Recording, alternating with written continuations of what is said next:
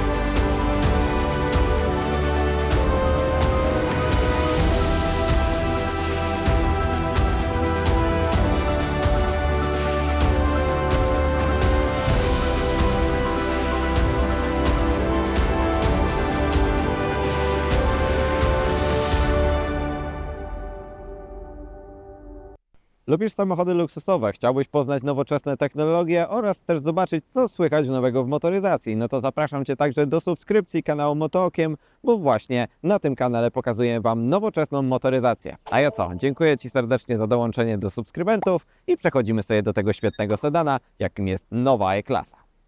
No i czas, moi drodzy, na nową generację W214 po faceliftingach, a tak naprawdę nie po faceliftingu, tylko właśnie w nowej generacji. Zmieniło się na tyle dużo, że Mercedes postanowił stwierdzić, że to jest właśnie nowa generacja. Faktycznie zmieniło się naprawdę sporo i zacznijmy sobie od takich elementów jak kolor. Kolor, który najczęściej w Mercedesie wymaga dosyć sporej dopłaty, bo albo macie bardziej kolory premium, albo macie już serię linii manufacturer, gdzie po prostu te kolory są naprawdę intensywne, głębokie oraz mają bardzo często różnego rodzaju dodatki. Tutaj mamy kolor zielony verde, a tak naprawdę według Mercedesa jest to kolor srebrny, ale wygląda naprawdę bardzo, bardzo nowocześnie i wygląda wręcz prześlicznie. To jest jeden z najśliczniejszych kolorów, jaki jest dostępny aktualnie w E-klasie, czyli właśnie ta piękna zielona szałwia. I co uwaga, jest kolorem bez dopłaty i to jest najfajniejsze w nim. Podkreśla bardzo ładnie także przetłoczenie na tej ogromnej masce. Zobaczcie, że w ogóle to jest charakterystyczny taki element dla sedanów, gdzie właśnie ta maska jest dosyć długa, a sam przód także dostał dużo także zmian. Oprócz tego, że my mamy wersję z pakietem AMG, gdzie są inne zderzaki, to pojawiły się także tutaj nowoczesne oświetlenie. Zmienione lampy to jest najbardziej charakterystyczny element względem poprzedniej E-klasy, gdzie właśnie w E-klasie były takie dosyć ostro narysowane światła, teraz zostały troszeczkę bardziej ugładzone. Pojawiły się dwie dolne brewki oraz górna część także do świateł jazdy dziennej i co najważniejsze są to te światła Digital Light, ze wszystkimi najnowszymi technologiami, jeśli chodzi właśnie o wycinanie obiektów na drodze. Ale co tam ze światłami? Najważniejszy jest także grill, który ma bardzo dużą ilość także gwiazdek i największą właśnie gwiazdę na środku, która jest także podgrzewana ze względu na to, że są tutaj zamontowane wszystkie możliwe sensory do oczywiście systemów autonomicznych i Mercedes także montował tutaj właśnie podgrzewanie, żeby w zimę nie było problemów także z adaptacyjnym na przykład tempomatem. Ale Mercedes także nie mógł być gorszy. W końcu w BMW jest teraz podświetlany grill, to w Mercedesie także teraz też się pojawił podświetlany grill. Został tu zastosowany pasek LEDowy i właśnie w nocy wygląda to tak, że cały grill jest automatycznie także podświetlany. Niewielki sygnet na środku Mercedesa, no i to co najważniejsze to jest na dole, czyli pakiet AMG, czyli zderzaki w innej formie. Macie większe wloty, pojawiły się także tutaj kolejne gwiazdki Mercedesa, no i tak jak mówiłem, bardziej charakterystyczne ukształtowanie, czy także dolny splitter w kolorze czarnym. Znaleźliśmy element, który skrzeczy. Czyli tradycja dla Mercedesa, niestety dalej gdzieś tam potrafi skrzypieć. Są kilka różnych rodzajów wyposażenia, jeśli chodzi o ten samochód, więc może być bardziej luksusowo, a i może być także bardziej sportowo. Nie powiem, że najnowsza E-klasa wygląda po prostu świetnie. Koła w Mercedesie zawsze robią wrażenie, w szczególności także na mnie, a te 20-calowe koła oczywiście wymagają delikatnej dopłaty, ale zobaczcie jak piękną są wizytówką także przy tym zielonym także kolorze. Bardzo ładne, naprawdę przypominające delikatnie szprychowe koła, wykończone naprawdę ze świetnych materiałów i to są oczywiście felgi AMG z metali lekkich. Bardzo ładne, nowoczesne felgi oraz co ważne także z dobrymi oponami. Micheliny Primacy 4 oraz także niewielki profil. Mamy tutaj oponę w rozmiarze 245 i profilu 40 i nie musicie się kompletnie tego obawiać, bo ten egzemplarz i ogólny jest możliwość możliwość także wyposażenia tego samochodu w pneumatykę, dzięki czemu taki niski profil i taka duża felga nie robią szkód, jeśli chodzi o komfort właśnie w tej pięknej E-klasie. No dobra, ale po dopłacie do pneumatyki także dostajecie w bonusie także tylną skrętną oś. Co prawda może nie tak dużą skrętną oś jak w przypadku na przykład S-klasy czy EQS-a, ale tutaj dostajecie tak jak w przypadku C-klasy 4,5 stopnia, co pozwala także zawracać na poziomie 11,5 metra, czyli przy tak długim samochodzie jesteście w stanie zawracać tak jak standardowy, normalny, kompaktowy samochód. I co ważne, warto zwrócić uwagę na to, że nadal Mercedes stosuje także różne ogumienie z przodu, jak i z tyłu. Ze względu na to, że Wirmatic, czyli napęd 4x4 ma większą preferencję tyłu, pojawiło się z tyłu także szersze opony, czyli o rozmiarze 275. Ale za tymi felgami także wspomnieć warto na pewno o układzie hamulcowym, który ma także zwiększoną efektywność, ze względu na to, że E-klasa w dieslu jest także cięższa od swojej standardowej wersji, więc tutaj pojawiły się także większe zaciski oraz także większa tarcza. Co prawda zasłaniają je te właśnie piękne felgi, ale pod spodem naprawdę ładne logo i szare zaciski z napisem Mercedes-Benz. No i to co ważne, także prześwit. W końcu to jest sedan, czyli macie niezbytnio za duży prześwit. No właśnie, ale okazuje się, że Mercedes w przypadku, kiedy wykorzystujecie sobie system Airmatic, czyli zawieszenia pneumatycznego, jest w stanie się podnieść o dodatkowe 4 cm, czyli z 12 cm bazowych jesteście w stanie sobie te 4 cm jeszcze dodatkowo dodać. I wtedy ten samochód staje się naprawdę praktyczny. I co ważne, może wjechać tam, gdzie nie jeden bardziej podstawowy crossover, czy powiedzmy SUV. A widzicie ten piękny kolor? Ja nie mogę szczerze powiedziawszy się na niego napatrzeć, ale także sama klasyka, jeśli chodzi właśnie o linię sedana, to jest coś, co dzisiaj już jest naprawdę mało spotykane, jeśli chodzi o drogi polskie. Pozostało niewiele samochodów z tego segmentu i E-klasa także chce go jakby troszeczkę chociaż pociągnąć dalej. Co ciekawe, jeśli chodzi o wymiary, E-klasa nie należy do małych samochodów. 4,94 metra długości, w miarę fajna rozmiarowość, jeśli chodzi o ten samochód, ale niestety jest ten samochód troszeczkę krótszy od A6, czy najbardziej także jego konkurenta, czyli na przykład serii 5 od BMW. Wzrost osi macie na poziomie 2 metrów i 96 cm, co faktycznie pozwoliło Mercedesowi wygospodarować bardzo dużo miejsca właśnie z tyłu. Tam, gdzie chcecie, żeby było go także sporo, jeśli chodzi o sedana. No właśnie, a jeśli chodzi o E-klasę, naprawdę miejsca tutaj jest co niemiara, bo w końcu jest to także prezesowóz i tu jest o wiele więcej miejsca niż w przypadku na przykład mniejszego brata, jaką jest właśnie C-klasa. Zobaczcie, ile jest przestrzeni na nogi oraz jak dobrze i jak przyjemnie się tutaj siedzi. Tutaj 4 osoby podczas naprawdę długiej podróży mogą bardzo mocno się także zrelaksować. Miejsce na stopy jest także całkiem nieźle. Oczywiście w tym momencie, kiedy fotel podjedzie delikatnie bardziej do góry. Fotel nie ma regulacji w żadnej formie, jeśli chodzi o pochylenie, ale jest za to na przykład także podgrzewany. Nad głową mnóstwo przestrzeni oraz także okno panoramiczne, które jest podzielone na takie dwie strefy, które po prostu ładnie to doświetlają. Co prawda jest parę mankamentów, w szczególności mankamentem jest napęd Wirmatic, który ma po prostu horrendalnie ogromny tunel na środku i jest po prostu upierdliwością. Oprócz tego, że jest tutaj oczywiście osobna strefa klimatyzacji, którą sterujecie sobie tutaj za pomocą tego panelu, możecie także sterować sobie nawiewami, które są podświetlone ambientowo. Na środku bardzo duży, wygodny, miękki podłokietnik bez żadnych uchwytów na kubeczki tutaj od górnej strony, ale jak to Mercedes, po jednym naciśnięciu macie uchwyt na 2 telefony bądź na tablet, a po kolejnym naciśnięciu wyciągają się także 2 uchwyty na kubki, więc tutaj na pewno nie będzie problemu z odłożeniem jakichś elementów. Przejście na narty także zostało tutaj zastosowane, dzięki któremu możecie po prostu przewieźć także dłuższe przedmioty, co jest fajnym elementem, bo w końcu macie sedana, który nie jest jakoś super nie wiadomo jak mocno praktyczny. 2 izofixy oraz jakość tej skóry nappa jest naprawdę na fajnym, bardzo przyjemnym poziomie. Dodatkowe nawiewy także na słupkach, haczyk też na kurtkę. No i to, co mi się podoba, to jest to na pewno oświetlenie ambientowe oraz jakość materiałów. Materiały z tyłu, jak i z przodu są na bardzo wysokiej jakości. Połączenie tego skóry tutaj razem z tą górną częścią oraz te wstawki w formie bardzo ładnego, zimnego aluminium, czy podkreślenie także głośnikami tutaj z tyłu. Czuć, że to jest E-klasa i naprawdę już bardzo blisko jest do tej takiej podstawowej S-klasy. No siedzi się tutaj naprawdę fenomenalnie i kompletnie nie ma co tutaj do zarzucenia. Jedynym małym mankamentem tego samochodu jest niestety wysiadanie. Jako że jest to sedan, nie do końca wygodnie się z tego samochodu wysiada. Ale jest jeden ciekawy element. Tutaj zostały zastosowane dodatkowe poduszki powietrza właśnie dla pasażerów tylnego rzędu. Co prawda wymagają niestety dopłaty.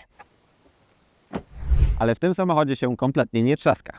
3,5 tysiąca złotych i macie domek we wszystkich 4 drzwiach. No tu widać luksus. 3 różnego rodzaju linie wyposażenia. Macie także AMG Line, tak jak w naszym przypadku, gdzie pojawiły się czarne dodatki. Mamy także bardzo duże okno panoramiczne otwierane na górze. No i także te progi bardziej charakterystyczne właśnie dla wersji AMG.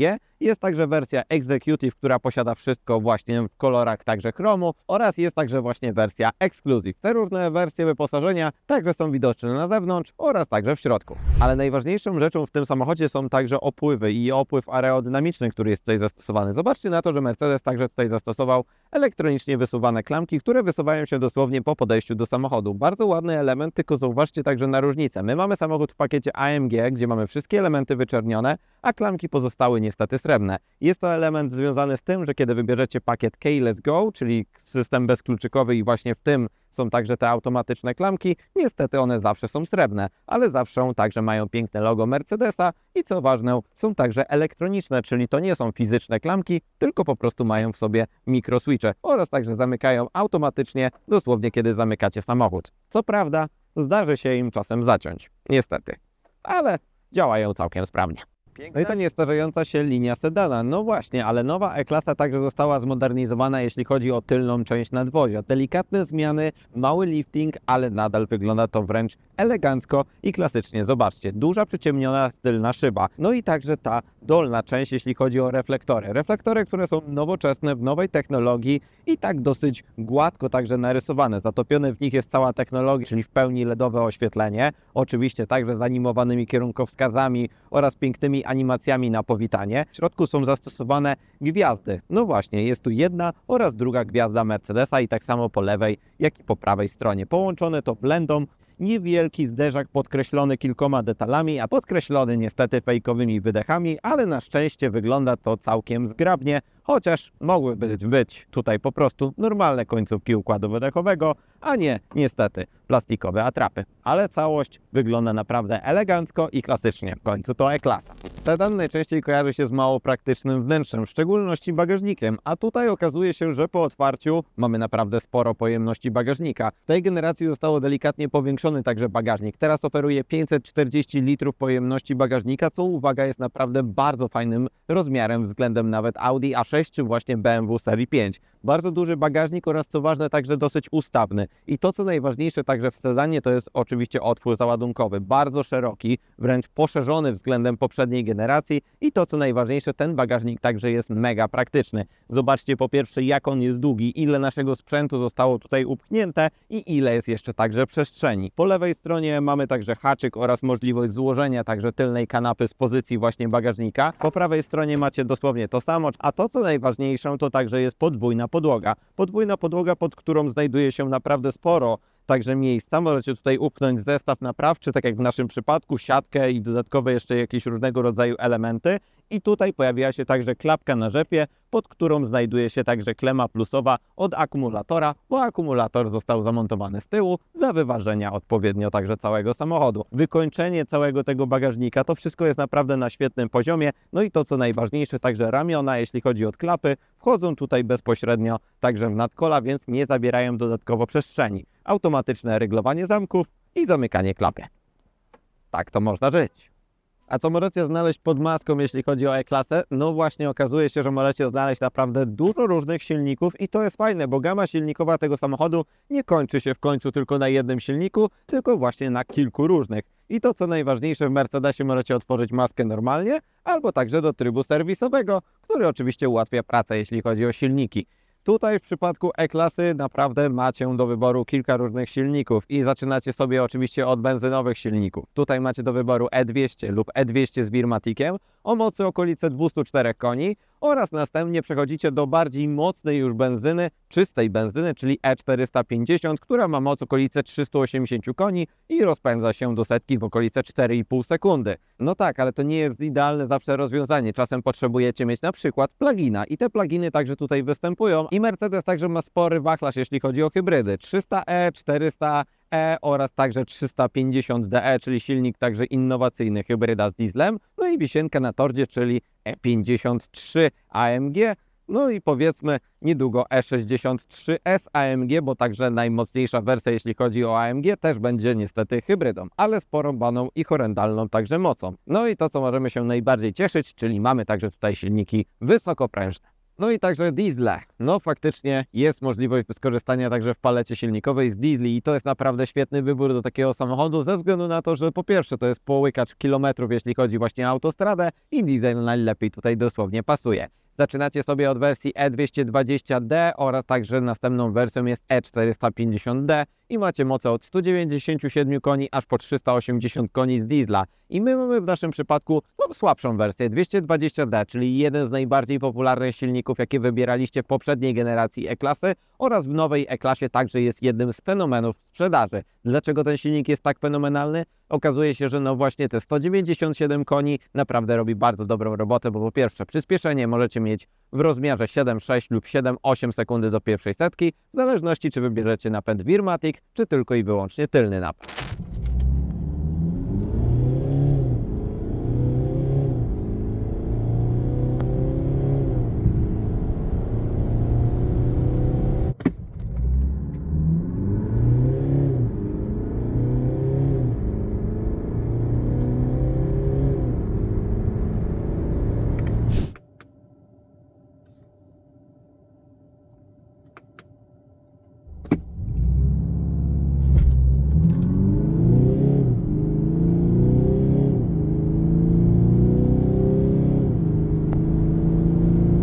Moment obrotowy 440 Nm momentu obrotowego daje radę w tym samochodzie. Waga 2 tony, ale naprawdę fajnie się to także napędza. Ten silnik naprawdę nie zdycha także przy wyższych prędkościach i co ważne jest niesamowicie mocno oszczędny.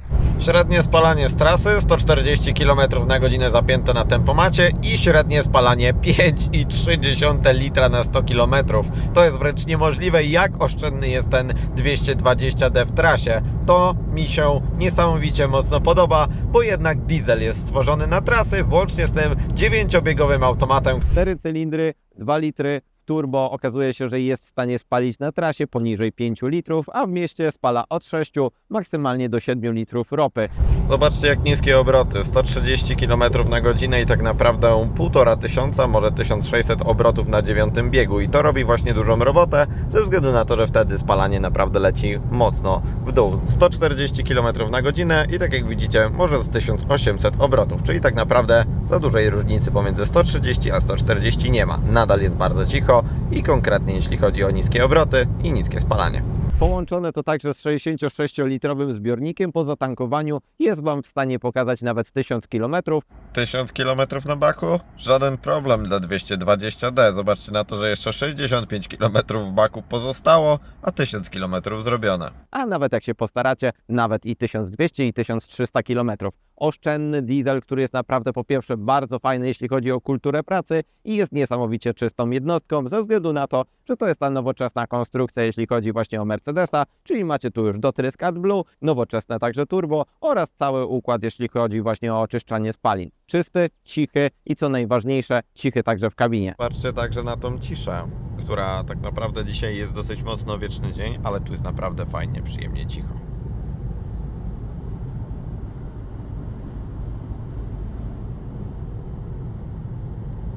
I to mi się podoba, bo ten samochód właśnie z tym dieslem jeździ naprawdę najlepiej jak się da i jest także bardzo dobrze dopasowany. I to tyle, jeśli chodzi o gamę silnikową i gamę jednostek silnikowych właśnie w E-klasie. Uważam, że jest naprawdę świetnie. Coś dla każdego się znajdzie. No i czas, moi drodzy, także opowiedzieć Wam o wnętrzu, a tak naprawdę o fotelach, bo fotele to są bardzo ważne elementy właśnie na długich trasach. A jeśli chodzi o Mercedesa, tutaj regulacji jest naprawdę sporo. W naszym przypadku są to wersja z fotelami konturowymi, za które niestety, jak to we wszystkich tutaj dodatkach, trzeba niestety dopłacić, ale warto. Skóra nappa też jest dodatkowym elementem w kolorze białym. Bardzo ładnie to wygląda, naprawdę niesamowicie, także prestiżowo, ale warto wspomnieć o tym, że regulacji jest tutaj naprawdę sporo i wszystkimi oczywiście regulacjami sterujecie sobie za pomocą już tych niestety dotykowych trochę przycisków, które są troszeczkę upierdliwe i wolałem tutaj niestety to starsze rozwiązanie. Ale możecie także wydłużyć sobie także odpowiednio także tą część dolną, jeśli chodzi o właśnie fotele, dzięki czemu także zobaczcie jak pięknie są podparte uda i na długich trasach robi to niesamowitą robotę. Sterowany nawet elektrycznie jest zagłówek i to też trzeba się do tego mocno przyzwyczaić, ale co ważne, także posiada tą regulację także wzdłużną, dzięki czemu dosłownie możecie dopasować to do własnej krzywizny kręgosłupa. Sterowanie, jeśli chodzi o podparcie boczne oraz także odcinek lędźwiowy, musicie tutaj zrobić właśnie przez komputer. Wchodzicie sobie w zakładkę komfort oraz następnie możecie sobie sterować właśnie kinetyką fotela, podparciem kręgosłupa za pomocą takich fajnych wykresów, dzięki którym możecie sterować także wysokością oraz wypchnięciem odcinka lędźwiowego oraz właśnie podparcie boczne. Macie 10 stopni aż możliwości napompowania tych boczków, dzięki czemu nawet szczupłe osoby mogą spokojnie w tych fotelach czuć się bardzo mocno zaobserwowane, jeśli chodzi właśnie nawet o różnego rodzaju zakręty. Nawet podczas ostrzejszych łuków Mercedes automatycznie sam dopompowuje odpowiedni boczek tak, żebyście mieli odpowiednie podparcie właśnie w ostrzejszych partiach zakrętów. Niesamowicie mocno podobają mi się te fotele, naprawdę wygodne na długich trasach, chociaż mają jedną wadę. Niestety, kiedy opuścicie je mocno na dół i chcecie podciągnąć także górną część, jeśli chodzi o fotel i zrobić sobie taką wygodniejszą jeszcze pozycję, to niestety brakuje już regulacji, ale tak to naprawdę jest to chapeau bas, jak oni to zrobili, bo to są naprawdę komfortowe i wygodne fotele.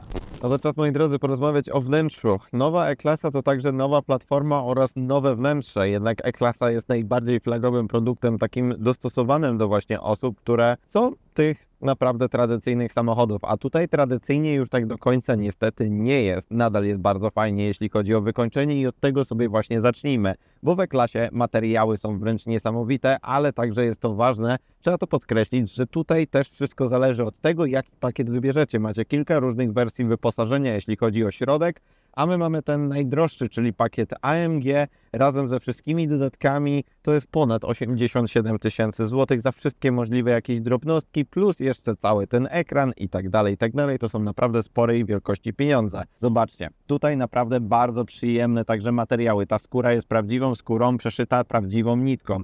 Bardzo miękkie, także jest całe podszybie i to mi się niesamowicie mocno podoba, że tutaj przyjemnie skóra nappa. Do tego elementy w formie tych dekorów stalowych, tutaj w formie wstawek, piękne głośniki Burmestera oraz te wszystkie dodatki, które są tutaj zastosowane, robi to naprawdę bardzo ładne wrażenie. Jeśli chodzi o podszybie, mamy także to oświetlenie ambientowe, które zostało teraz zaktualizowane i wymaga zakupienia pakietu Energizers Plus tak zwanego.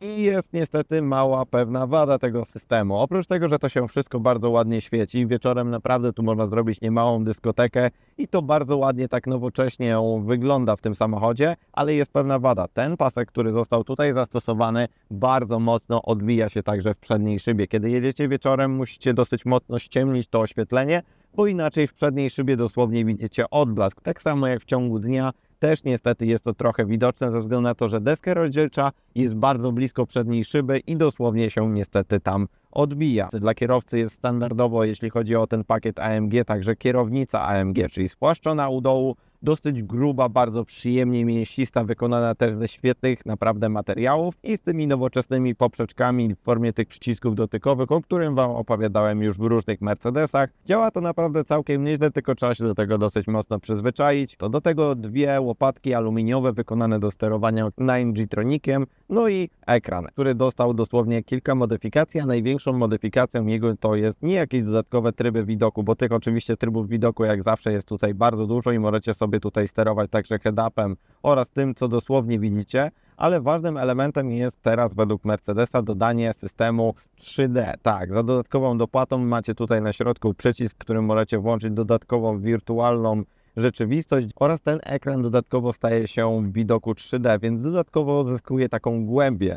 Czym bardziej zaczynacie ruszać głową na boki, ten efekt zaczyna się robić coraz bardziej dziwny, ale naprawdę po kilku kilometrach można się do tego przyzwyczaić i ten efekt głębi jest taki naprawdę bardzo odczuwalny, jeśli chodzi o kierowcę. Oprócz ekranu mamy także bardzo dużej rozdzielczości i wielkości także ekran na szybie. Tak, bo mamy tutaj projekcyjny ekran, czyli tak zwanego head-upa, zaciągniętego dosłownie ze S-klasy, czyli mamy tutaj ponad 40 cali wyświetlacza, który jest bardzo interaktywny. Może wyświetlać także nawigację, pasy, zmiany pasów ruchu, autonomię, prędkość oraz wszystko to, co się dzieje także z samochodem. Widzicie dosłownie na szybie, co jest bardzo fajnym elementem ze względu także bezpieczeństwa. A na środku deski rozdzielczej, tak jak widzicie, przywędrował tutaj ten duży hyperscreen, a tak naprawdę super screen teraz się to nazywa, właśnie z EQS-a, czy także z nowej S-klasy.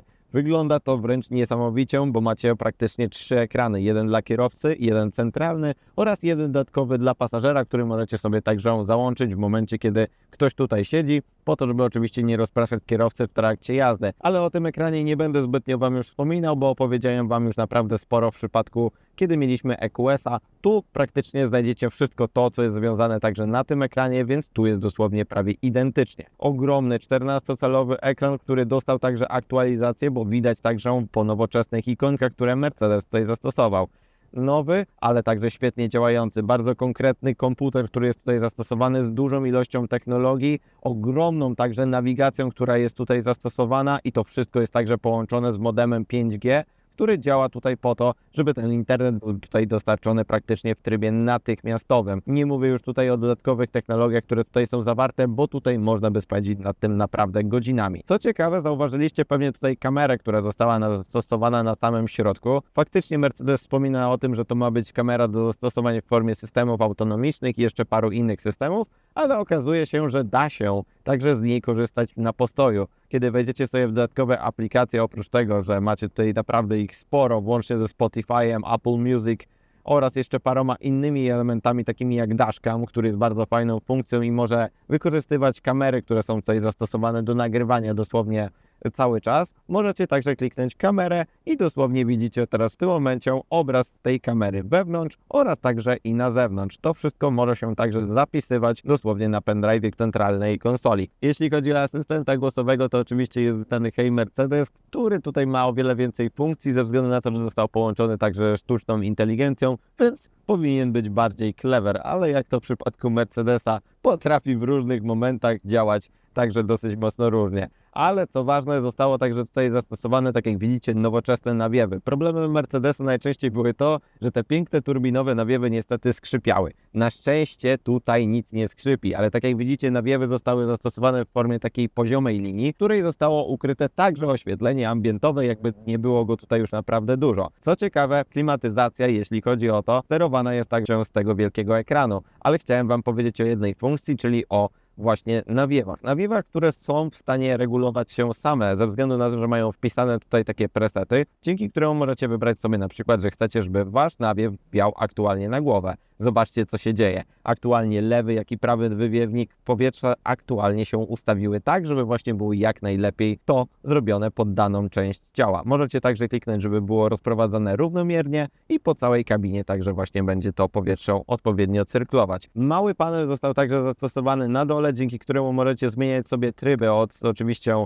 komfortu aż po sport. No i kilka podstawowych przycisków do włączenia na przykład systemu kamer 360 stopni, który jak zawsze w Mercedesie ma niebotyczną wręcz jakość i jest to wszystko nagrywane oczywiście w jakości ponad Full HD, no i także sterowanie multimediami na środku. Ale zobaczcie także na środek deski rozdzielczej, tutaj na tunel środkowy. Bardzo ładnie wyglądające nowoczesne drewno, zaciągnięte dosłownie niczym z jachtu, wyglądające oraz pięknie także matowo wykonane. Bardzo fajny element, dzięki któremu za 4000 zł dopłaty możecie mieć coś takiego, a nie zwykłe, standardowe piano black, ale występują także różnego rodzaju inne wersje, jasne drewno oraz także aluminium, więc tutaj każdy dobierze oczywiście coś dla siebie. Pod tym drewnem także pojawił się dosyć duży schowek. Mamy 2 miejsca na kubeczki oraz także ładowarkę indukcyjną oraz także jeszcze porty do ładowania, które są zlokalizowane tutaj w tej części, więc naładujecie telefon i oczywiście odłożycie kawę bez żadnego problemu. Duży podłokietnik, także podgrzewany na środku, no i tutaj dodatkowe 2 porty USB-C,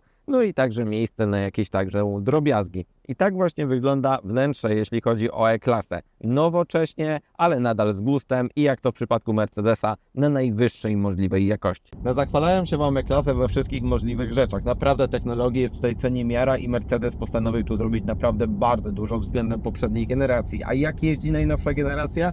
Okazuje się, że jeździ jeszcze lepiej niż miało to miejsce w poprzednich generacjach, czy ogólnie nawet mam wrażenie, że to jest jeden z lepiej jeżdżących Mercedesów w trybie komfortowym właśnie. Jeśli chodzi o E-klasę, w podstawowej E-klasie dostajecie zawieszenie oczywiście standardowe, sprężynowe. Po minimalnej dopłacie dostajecie zawieszenie Agility Control, to które znaliśmy na przykład w Mercedesa C-klasy, chociaż ono jest nacechowane dosyć mocno sportem i niestety jest dosyć twarde.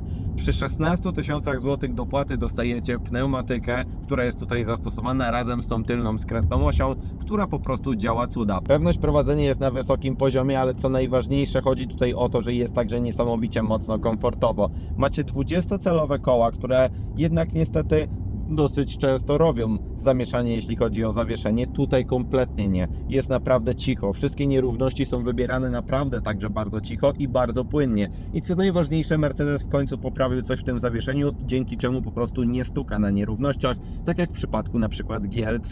Możecie także podnieść to zawieszenie o dodatkowe 4 cm wtedy, kiedy wjeżdżacie na jakieś niepewne drogi i to staje się wtedy naprawdę uniwersalne auto. Ogólnie całość jest bardzo charakterystycznie nastawiona właśnie na komfort z tego zawieszenia. Precyzja prowadzenia, jeśli chodzi o układ kierowniczy, także stoi na wysokim poziomie, a co najważniejsze, macie także tryby jazdy i w trybie Sport faktycznie zawieszenie oraz reakcja układu kierowniczego staje się o wiele bardziej pewna. Co prawda wyczujecie także tą tylną skrętną oś, jak ona podąża za Wami, na pewno przy takich mniejszych właśnie manewrach. Silnik to jest podstawowy diesel 220D, ale szczerze powiedziawszy, ja kompletnie nie mam żadnych tutaj złych opinii na ten temat tego silnika, bo jest kompletnie wystarczający. Bałem się o to, że 197 koni będzie małą wartością jak na taki samochód, ale okazuje się, że moment obrotowy robi tutaj o wiele więcej. Ten samochód naprawdę przyjemnie się zbiera i co najważniejsze, także niewiele pali.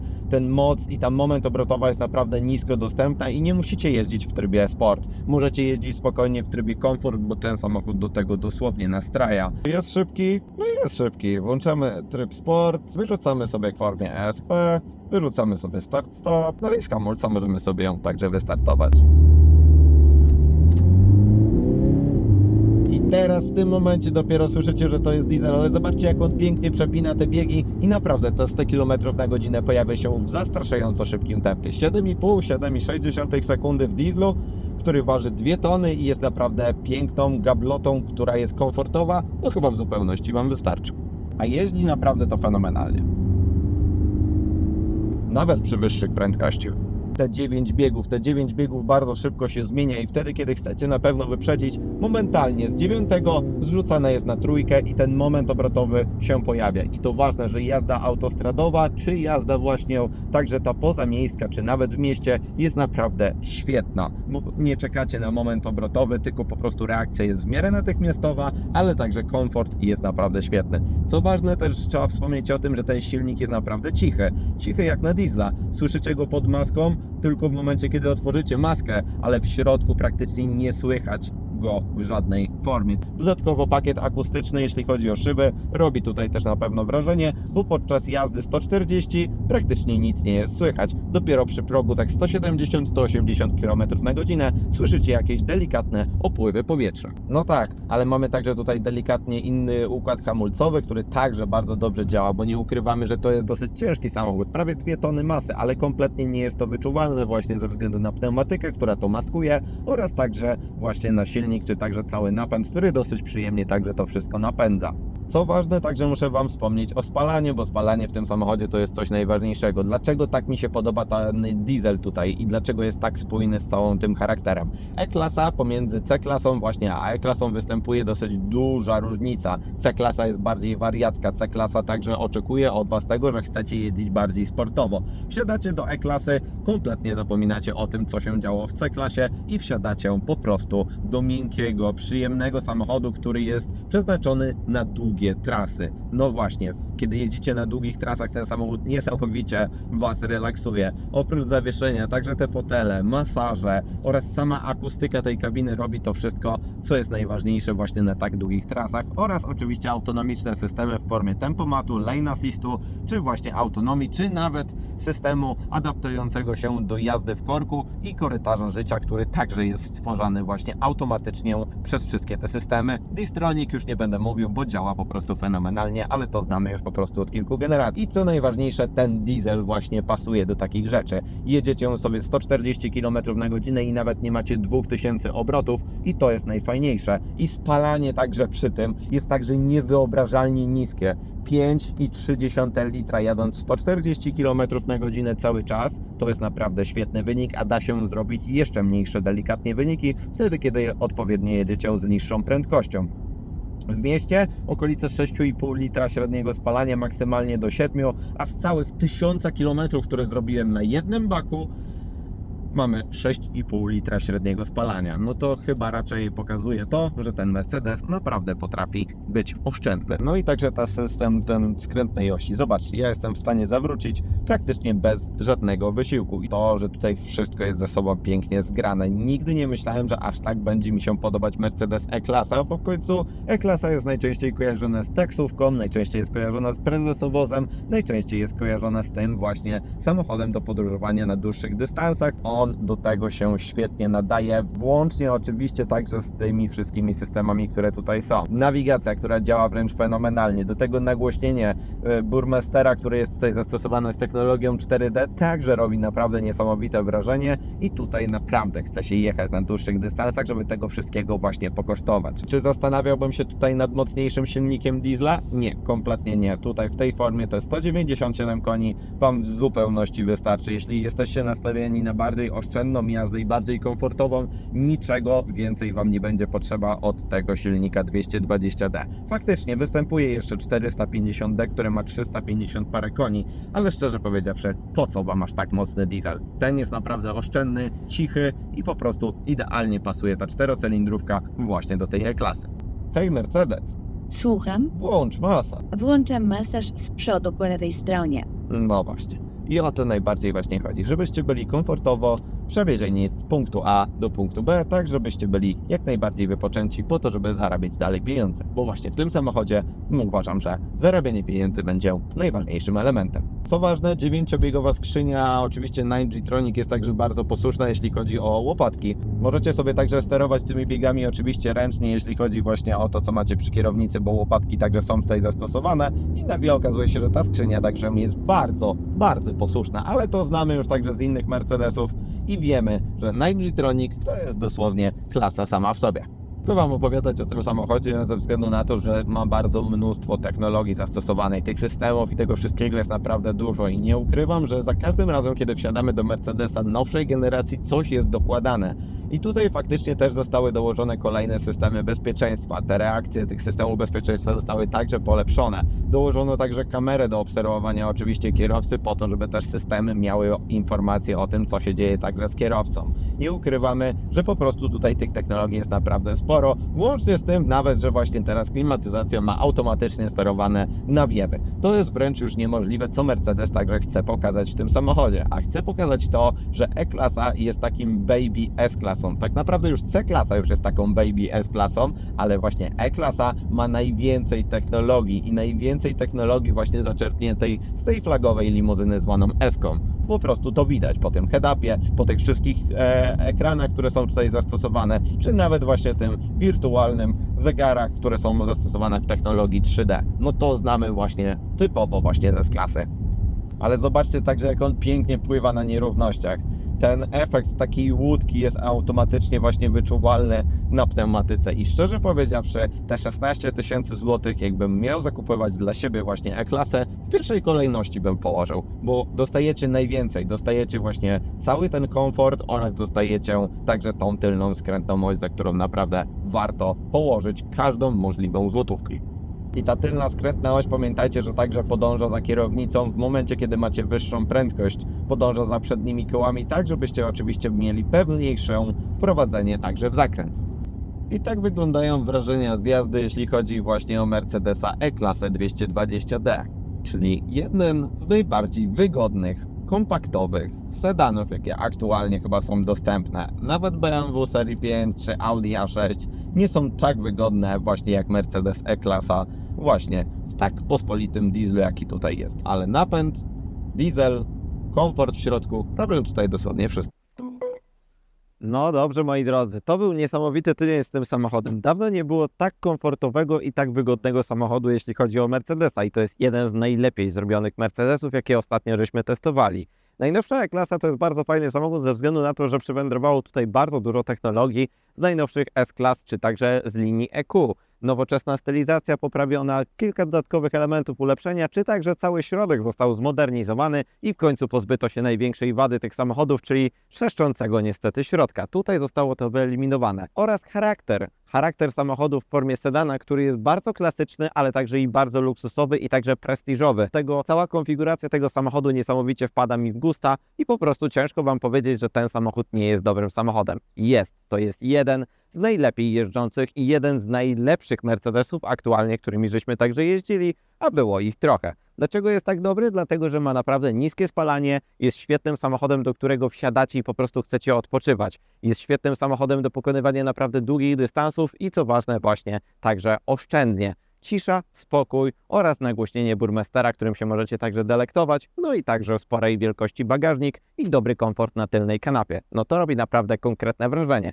Wrażenie niestety też robi cena. Startuje ten samochód od 269 tysięcy złotych za podstawową wersję E200 praktycznie bez żadnych zbytnio dodatków, a niestety Mercedesy w podstawowych wersjach są naprawdę dosyć niestety tandetnie wykonane. Za sensownie wykonaną wersję musicie bardziej przygotować okolice 400 tysięcy złotych, a cennik zamyka się na 520 tysiącach złotych za wersję E53, bo jeszcze nie znamy cen, jeśli chodzi o 6.3. Nasz samochód, taki jak widzicie, dopakowany we wszystkie te elementy, które Wam powiedziałem, a najważniejszym pakietem jest także pakiet AMG. Dokłada naprawdę bardzo dużo wyposażenia. 87 tysięcy złotych niestety kosztuje i nasza wersja kosztuje 480 tysięcy złotych. Co nie uważam tego za mocno wygórowaną cenę, bo przypomnijcie sobie, że konkurencją dla tego samochodu jest Audi A6, które do tanich też nie należy, no i BMW serii 5, ale z tym samochodem nie mieliśmy także styczności, ale może BMW się także odezwie po tym materiale, żebyśmy mogli nagrać dosłownie starcie tytanów, jeśli chodzi o E-klasę i BMW serii 5. Uważam, że to jest naprawdę świetny samochód.